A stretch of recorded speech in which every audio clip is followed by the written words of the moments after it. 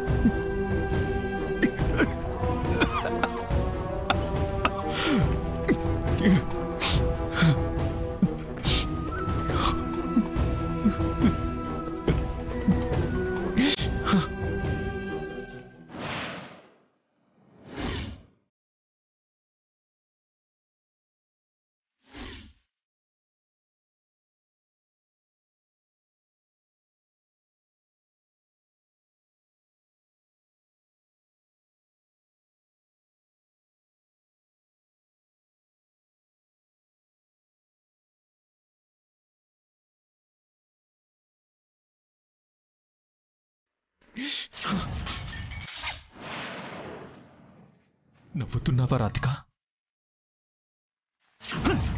నవ్వుతావులే, ఎందుకంటే నా లైఫ్ ని ఒక జోక్లా మార్చేసావు కదా.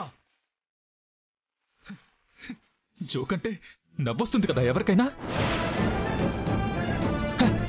కానీ కానీ నువ్వు గ్రేట్ రాధిక. ఇన్నాళ్ళు నువ్వు నన్ను భలే మాయ చేశావు. ఒక్కొక్క విషయం తలుచుకుంటుంటే నేనెంత ఫూల్నయ్యానో అర్థం అవుతుంది.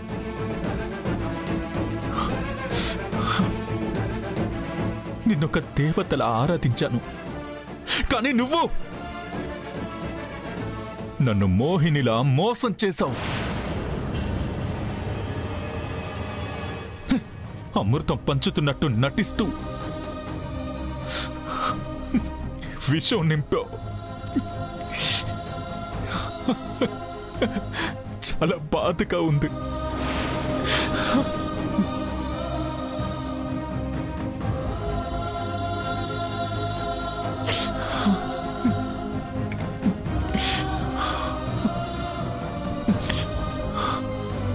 చాలా బాధగా ఉంది. ఎవరో నా గొంతు నొక్కేస్తున్నట్టు, నా గుండెని ఆపేస్తున్నట్టు, నన్ను నా జీవితాన్ని అంధకారంలోకి నెట్టేస్తున్నట్టు అనిపిస్తుంది. ప్రాణం పోతున్నట్టు అనిపిస్తుంది. నువ్వు చేసిన మోసానికి బ్రతుకు మీద ఆశ చచ్చిపోయింది. వెలుగులో నుంచి చీకట్లోకి, ఏదో ఆఘాతంలోకి పడిపోతున్నట్టు అనిపిస్తుంది. నన్నొక పిచ్చి పాన్ని చేసి వెర్రిపాటిగా నిలబెట్టావు కదే. నువ్వు తప్పు చేయలేదంటున్నావు, కానీ అతను ఎవరో చెప్పను అంటున్నావు. ఎందుకే ఇంకా రెచ్చగొడుతున్నావు? ఎందుకు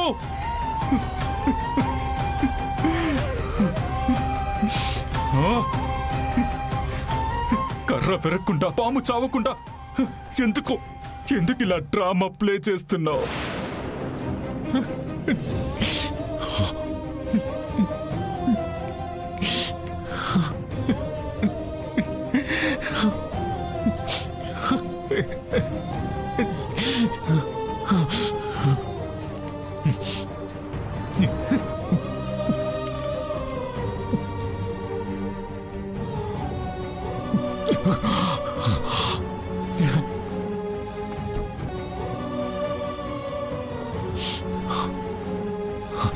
కైలాష్,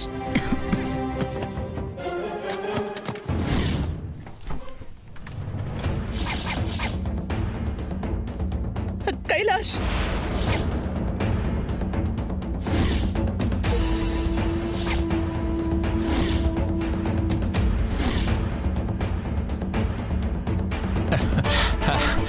నానమ్మా నువ్వా?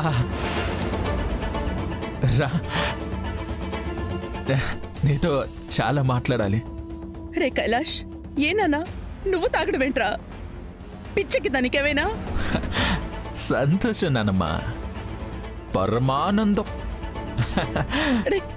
రా కూర్చో కూర్చో కూర్చో, రా కూర్చో. కైలాష్, తట్టుకోలేనంత సంబరం. ఇదేం విడ్డూరమైన సంబరం రా. పాపం రాధిక చూస్తే ఎంత బాధపడుతుంది. తనే కదా నానమ్మ నాలో ఈ అమితానందానికి కారణం. నన్ను ఇలా చూసే తను చాలా సంబరపడుతుంది. నార్మల్ రే, భర్తనిలా చూస్తే ఏ భార్య అయినా సంతోషపడుతుందా? అయ్యో, నీకు రాధిక గురించి తెలియదు నానమ్మా. తను చాలా సంతోషపడుతుంది. నన్ను ఇలా చూడటమే రాధికకి ఇష్టం. ఏం మాట్లాడుతున్నావురా నువ్వు? రాధిక నిన్ను ఇలా చూసి సంబరపడ్డం ఏంటి? మీరసలు సంతోషంగా ఉన్నారా? ఉన్నట్టు నటిస్తున్నారా? ఏనేంటి మత్తలో అమ్మమ్మకి నిజం చెప్పేస్తారా ఏంటి? నీకు పిచ్చెక్కిందా నానమ్మా? నేను బాగానే ఉన్నాను. ఏవండి,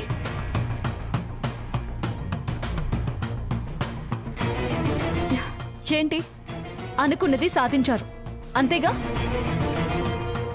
ఎందుకేనా ఆఫీస్కి వెళ్ళను అంది? ఇటివ్వండి, ఆ బాటిల్ ఇటివ్వండి.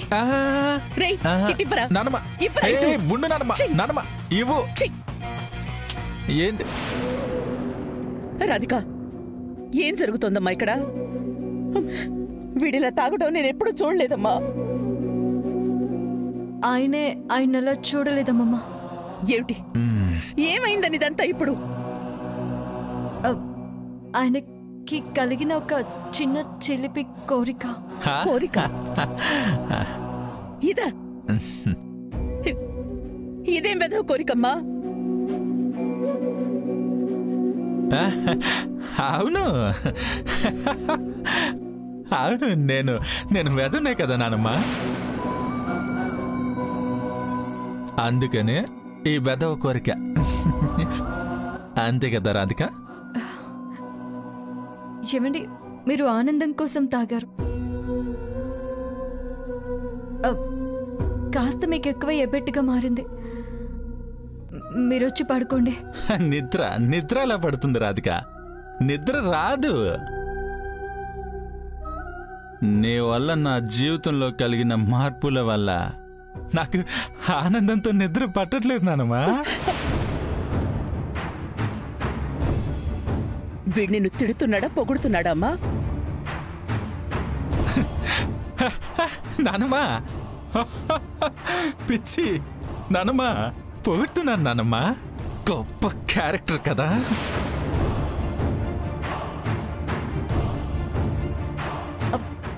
అమ్మమ్మ, మీరున్నంతసేపు అయినా ఇలాగే ఓవర్ చేస్తుంటారు. మీరు వెళ్ళండి, నేను చూసుకుంటాను. రాధిక, నువ్వేమైనా నా దగ్గర దాస్తున్నావా అమ్మా? నేనేం దాచడం లేదమ్మమ్మ. ఆయన ఫస్ట్ నైట్ అయినప్పటి నుంచి మనం గోవాకి వెళ్దామని మొండికి వేశారు.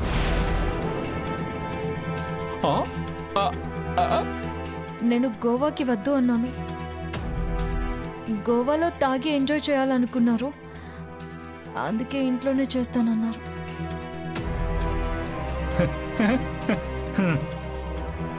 నేనేదో ఊరికే అన్నారనుకున్నాను, కానీ ఆయన నిజం చేశారు. అంతే అంతే అమ్మమ్మ. మీరు వెళ్ళండి, నేను చూసుకుంటాను.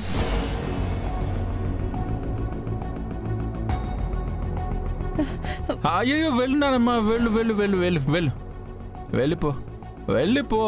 అయ్యో, నేను ఇంకా చాలా ఎంజాయ్ చేయాలి. నువ్వు వెళ్ళిపో నానమ్మా. వెళ్ళండి అమ్మమ్మ.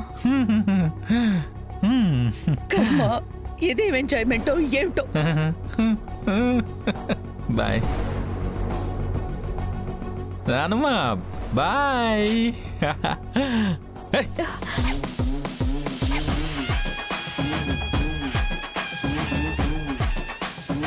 పో ఇక్కడి నుంచి.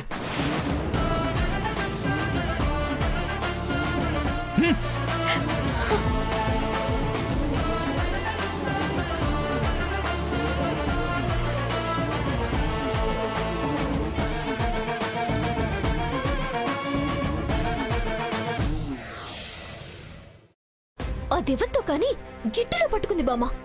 ముందు కార్లో మా ఆయన లవ్వర్ ఉందని చెప్పిందా? ఆ తర్వాత మీ అక్కే మీ ఆయన లవ్వర్ అయి ఉండొచ్చు కదా అని తిక్కవాగుడు వాగుతుంది. ఆ తర్వాత హాస్పిటల్లో ఉన్న ఆడవాళ్ళలోనే మీ ఆయన లవ్వర్ ఉందంటూ మళ్ళీ కొత్త పాట మొదలుపెట్టింది. అబ్బా, ఇదంతా నాకు పిచ్చెక్కిపోతుంది బామ్మ. దాని మొహం, అది రాధిక పేరిచ్చిందంటేనే అది తప్పు చేస్తుందని అర్థం.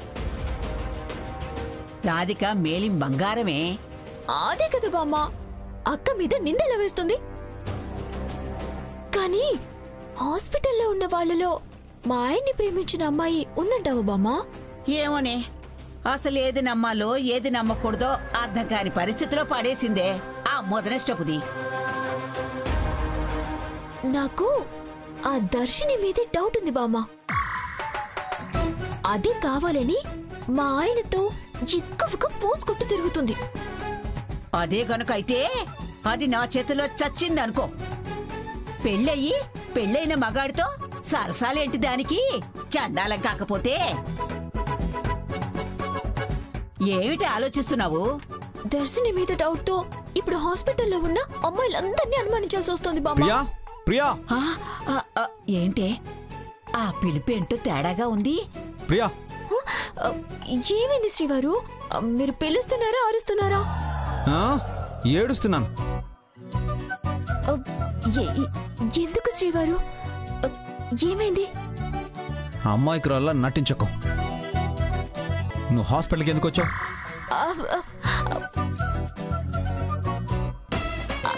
అదే చెప్పాను కదా శ్రీవారు, బామ్మ స్కూటీ తీసుకొని అక్కడ రైతు బజార్కి వచ్చాను. రైతు బజార్ కాదు, నా పరువు బజార్ పాలు చేయడానికి వచ్చావు. నన్ను అనుమానించి వచ్చావు, అవునా? చచ్చా, లేదు శ్రీవారు, మిమ్మల్ని అనుమానించడం ఏంటి? అయితే మరి అక్కడికి వచ్చి అందరినీ నాతో పాటు కార్లో ఎవరు వచ్చారని ఎందుకు అడిగావు? చెప్పు ప్రియా, ఎందుకంత అనుమానం? నీకెన్నిసార్లు చెప్పినా నువ్వు నీ అనుమానంతో అందరినీ ఇబ్బంది పెడుతున్నావు.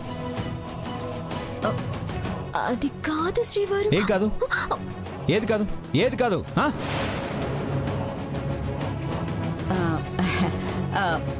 పోనీలేరా మనవడా, ఏదో పొరపాటు పడుంటుంది. నువ్వు మాట్లాడకు. ఇదంతా నీ వల్లే జరిగింది. నువ్వే ప్రియాని చెడగొడుతున్నావు. నువ్వే నా మీద అనుమానాన్ని నూరిపోస్తున్నావు. ఇది మరీ బాగుందిరా మనవడా. ఊరిమురి మంగళ మీద పడినట్టు నువ్వేంటి నా మీద పడతావు? నేనేం చేశానురా? ఈవిడ గారి అనుమానానికి స్కూటీ ఇచ్చి మరీ పంపించావుగా. శ్రీవారు, ఇందులో బామ్మ తప్పేం లేదు. నేనే తప్పుని సమర్థించడమే ఈ అమ్మమ్మది తప్పు. నీ అనుమానాన్ని తీర్చాల్సింది పోయి దాన్ని ఎక్కువ చేసి పంపించడం తప్పు. అమ్మమ్మ, అసలు నీకేంటే పని ఇక్కడ? ఎందుకు వచ్చావు? అందరూ కలిసి మమ్మల్ని ఇంట్లో నుంచి గెంటేశారు కదా.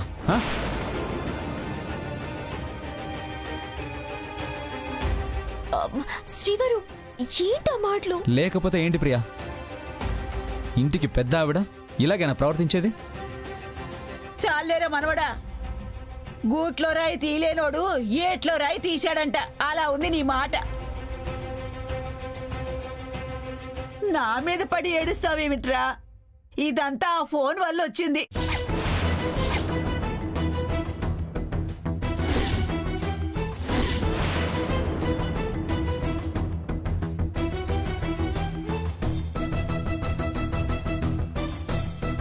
ఫోన్ ఏంటి? ఎవరు ఫోన్ చేశారు? ఏం చెప్పారు? ఏంటి ప్రియా, ఏదైనా దాస్తున్నావా? ఎవరైనా ఫోన్ చేసి మిమ్మల్ని డిస్టర్బ్ చేస్తున్నారా?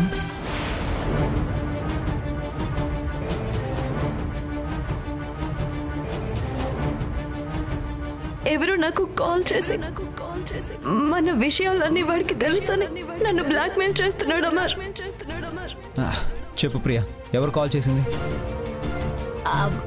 అదా, అది నా ఫ్రెండ్ శ్రీవారు. కాల్ చేసి కలుద్దామంటేను బామ్మ స్కూటీ తీసుకొని వచ్చాను. మరి హాస్పిటల్కి ఎందుకు వచ్చావు? ఎందుకు నాతో పాటు కారులో ఎవరొచ్చారని ఎంక్వైరీ చేసావు? అదా అది మీరు కార్లో వెళ్ళారు కదా, పక్కన ఎవరు అమ్మాయి అయినట్టు కనిపించింది నాకు. ఎవరూ తెలియలేదు. తెలియకపోతే అనుమానంతో ఫాలో అయిపోతావా? సెన్స్ లేదా నీకు? మరి కారులో మీ అక్కుంది, మీ అక్కను అనుమానిస్తావా?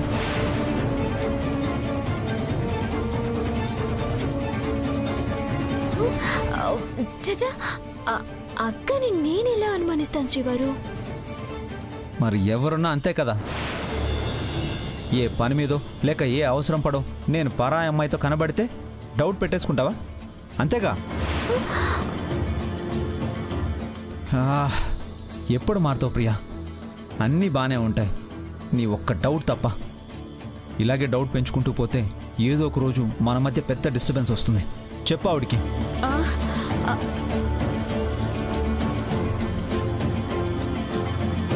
ప్రియా, ఆ ఫోన్ కాల్ విషయంలో నా దగ్గర ఏం దాచడం లేదు కదా? లేదు శ్రీవారు, నేనేం దాచడం లేదు. కావాలంటే బామ్మ మీద ఉంటు. సరే,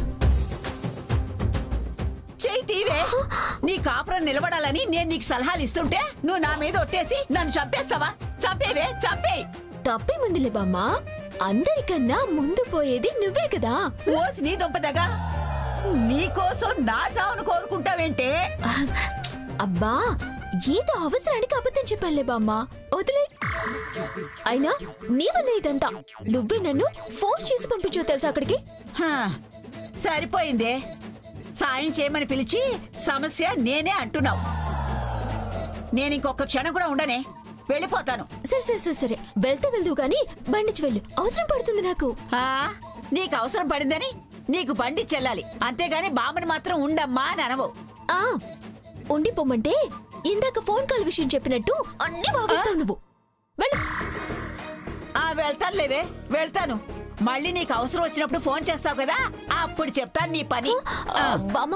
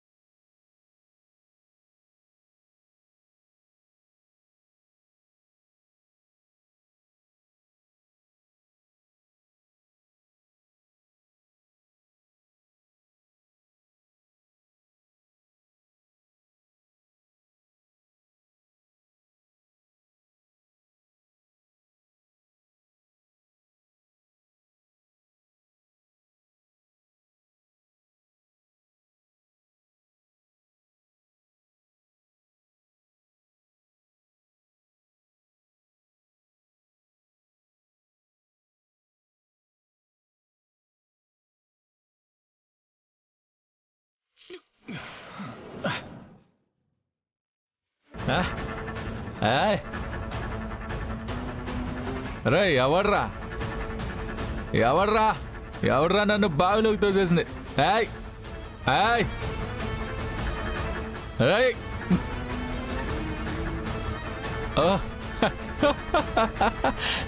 నువ్వా?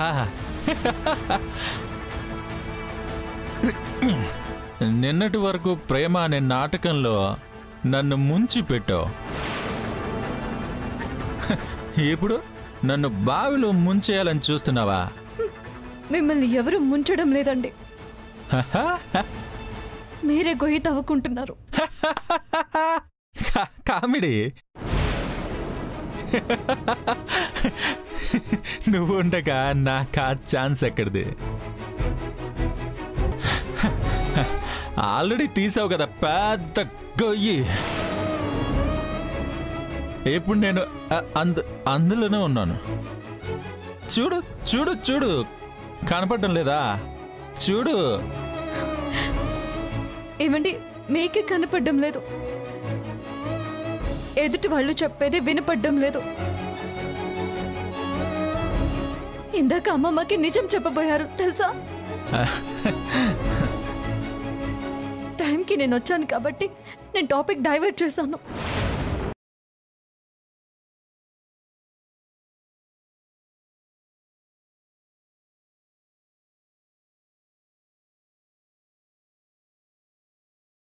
నాకు తోడు